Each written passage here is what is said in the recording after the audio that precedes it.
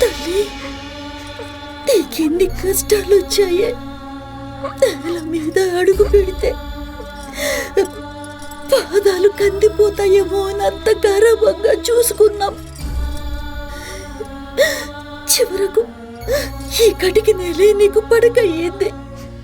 ఇవన్నీ చూడటానికేనా ఆ భగవంతుడు నన్ను ఇంకా బ్రతికించాడు? ఊరుకో అమ్మా, నువ్వేగా అంటావు పుణ్యం కొద్ది పురుషుడు దానం కొద్ది బిడ్డలు అని. నువ్వు దానాలు సరిగ్గా చేయలేదేమో అమ్మా, అందుకే అలాంటి దురదృష్టవంతురాన్ని కన్నా. అలా మాట్లాడకు తల్లి, ఇదంతా నా కర్మ కర్మ. ఇవన్నీ చూడకుండా నేను పోయినా బాగుండేది.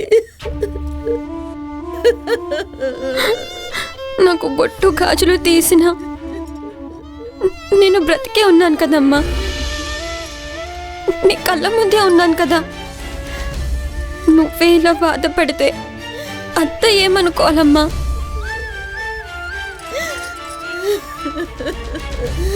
బావ ఒక్కగానొక్క కొడుకు, ఎంతో తెలివైన వాడు, కాబోయే డాక్టర్. అలాంటి ప్రయోజకుడు పోయాడే, అసలు ఇంకెప్పుడు కనపడకుండా పోయాడే. నీకన్నా అత్తయ్యే కదమ్మా ఎక్కువ నష్టపోయింది. అలా మాట్లాడుకు తల్లి. ఎలా మాట్లాడుతున్నానమ్మా? నిజాన్ని భరించలేవా? నా కోసం కాదమ్మా మీరందరూ బాధపడాల్సింది. నాన్నగారు అన్నట్టు నాలాంటి నష్టజాతకురాలని చేసుకొని చనిపోయిన బావ కోసం బాధపడాలమ్మా. అలా అనకమ్మా, నువ్వు నష్టజాతకురాలివి కాదమ్మా.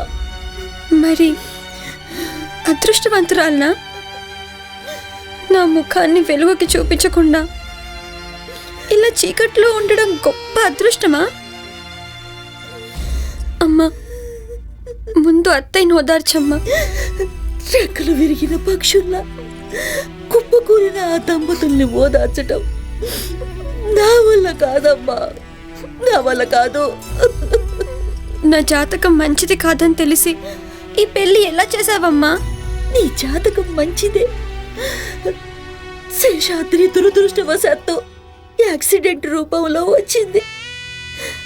అతనికి ఇంకా ఆయుష్ లేదు, అంతే. బావ బ్రతికి నేను పోయినా బాగుండేదమ్మా. పాపం బావ